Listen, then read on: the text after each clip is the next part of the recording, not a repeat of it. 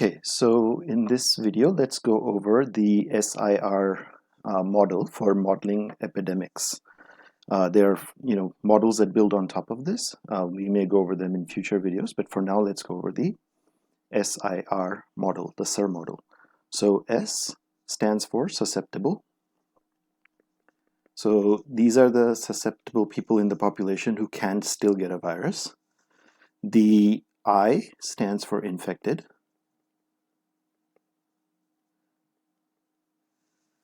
These are the people who are infected. The R stands for removed.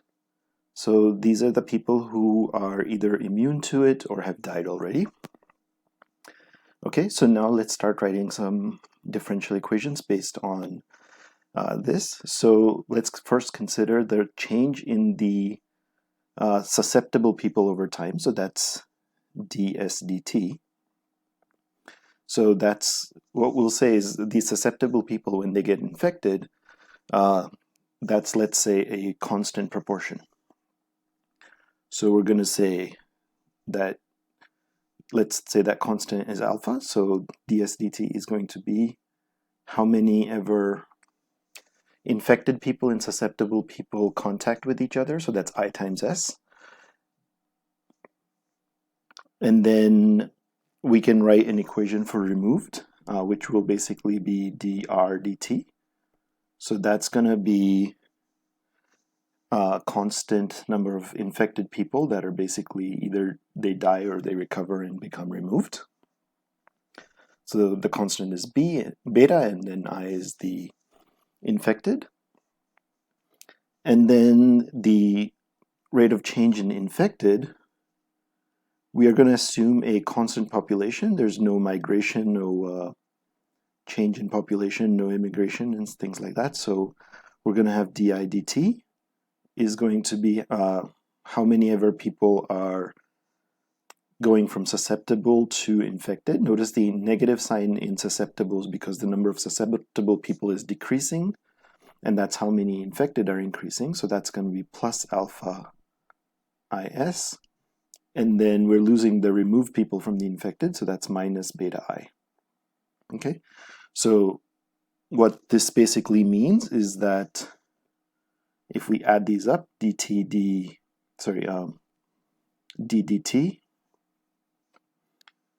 of S plus I plus R is going to be equal to 0. Okay, so we have three assumptions, right? The constant population assumption, the constant rate of infection. So we are basically saying, the virus isn't changing in terms of new strands and infection rates. And also the death or recovery rate is a constant, which we have assumed as beta. Okay, so now the first question we can ask is, will this disease spread? So how would we decide if this disease is going to spread? So let's start with some initial conditions. So I see initial conditions. That S is going to be S0 initially. I is going to be I naught initially. And we'll assume that nobody has either recovered or died initially. So these are our initial conditions. Okay. Now, to answer the question, will the disease spread? What basically is going to happen is if S is less than or equal to S naught for given times, then the disease won't be spreading, right? So how do we answer this? So we take the infected population di dt, and we basically say that has to be less than the infected times alpha S naught minus beta. Okay, so this basically, we are taking this equation here. Let's label these maybe 1, 2, 3. So we can derive this straight from equation 3 here. And we just factored the I out. So that gave us alpha S naught minus beta. And so if di dt is less than that, and if this here is positive,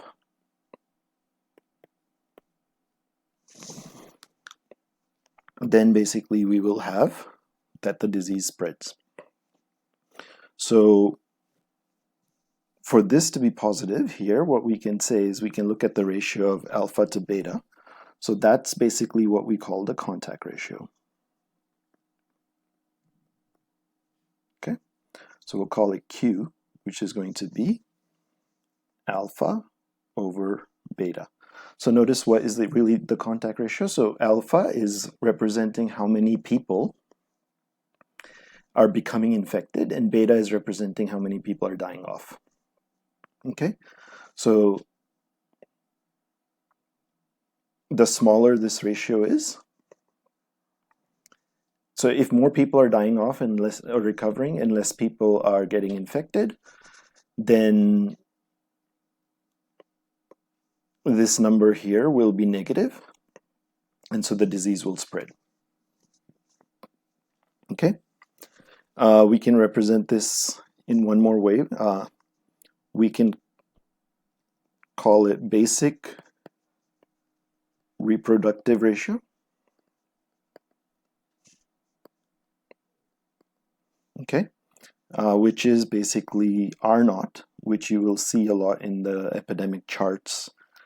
So that's why I'm describing this.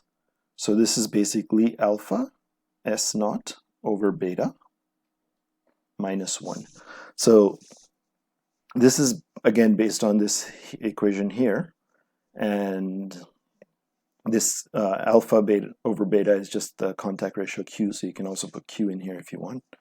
So this is also equal to Q S naught minus 1. And if this R naught number is greater than 1, so if R naught is greater than 1, then disease will spread. Okay? And for COVID-19, this R naught is estimated to be between 3 to 4. And that's a very high R naught, and that's exactly why we need the lockdown, to reduce this R naught. Because if this spreads, it spreads very fast, and then the disease spread grows very rapidly. Okay? Now, the next question we're going to ask, so let's go ahead and we'll keep these three equations and the initial conditions. Let's remove this here. So the next question we can ask is, what is the maximum number of infected people? So I max at any time. Okay, so let's go ahead and write di ds is equal to alpha is minus beta I. Okay,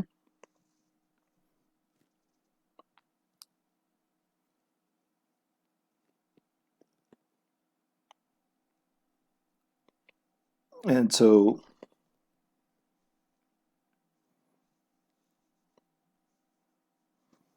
the maximum, I mean, notice that we have to actually maximize it, so we'll divide this by alpha is, which is minus 1 plus beta over alpha s, and this is again, this is the inverse of the contact ratio here again. So we can also write this as minus 1 plus 1 over qs. Okay, how do we get this? So basically we now integrate both sides, so and separate variables. So we'll separate the variables and integrate on both sides. So we will get di integrated is equal to minus ds plus the integral of this thing here. So we're basically using this, so we're going to get ds over qs. Okay, hopefully this is all clear so far. So now we're going to take this integral, and so we're going to get I is equal to minus s minus plus 1 over q natural log of s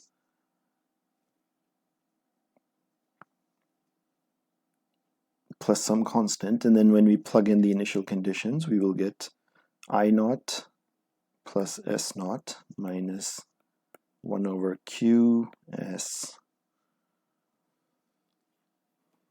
sorry,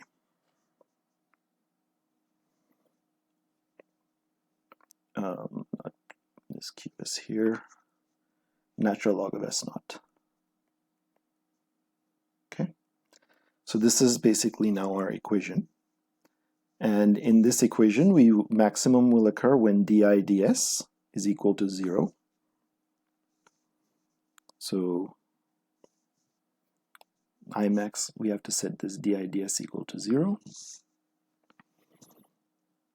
And I will let you simplify it. I won't write out all the steps here. But it basically comes down to I naught plus s naught minus 1 over q times 1 plus natural log of q s naught. Okay? And let's say that this is f of x. So let's define it to be f of x. So that f of x then looks like this. Okay, where the max here is the s naught.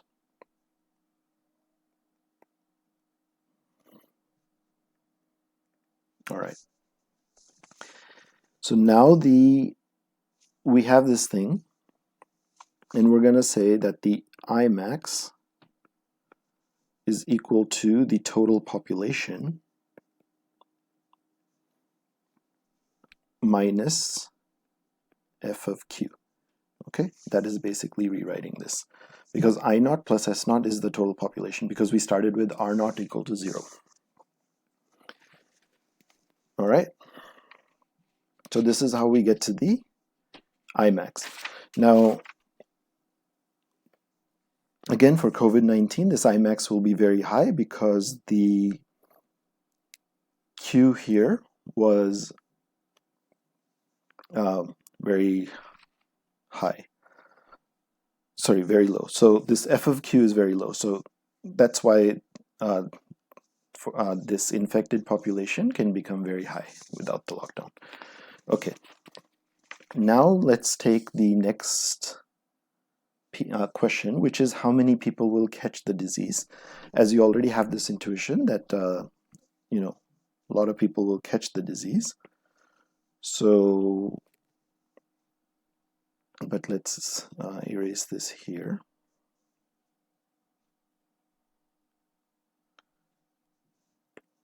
Okay. And so basically the last piece here is that we want the infectives to go to 0. That's when it ends. And so r plus I plus s is equal to s naught plus I naught, right? That's just our total population. And so in the end, our end, this is going to equal 2 minus s end. I'm just rewriting this equation here so that we can solve for this r end. Okay, and so it's pretty simple from the results we already have. So this s end minus the 1 over q times the natural log of s end. We already did this integral in the last part, so and then equals to I naught plus S naught minus 1 over Q times the natural log of S naught. Okay, and this here is again the total population, and this is some other function g of Q. Okay, and so if we want to reduce the number of people who get infected, we basically want to reduce the Q. And that's why we should do all the things like social distancing, washing hands, etc., to reduce Q. Okay, so that's what the SIR model is, and that's how it works. Hopefully you guys got a better understanding of it. We basically wrote simple ODEs representing the susceptible, infected, and removed populations. And then we solved these ODEs to answer the 3 important questions of how many people would get it, maximum number of people that would get infected, will it spread, and also, and that's it. Yeah, those are the 3 questions. So that's all for this video. And let's see, how do I stop the video?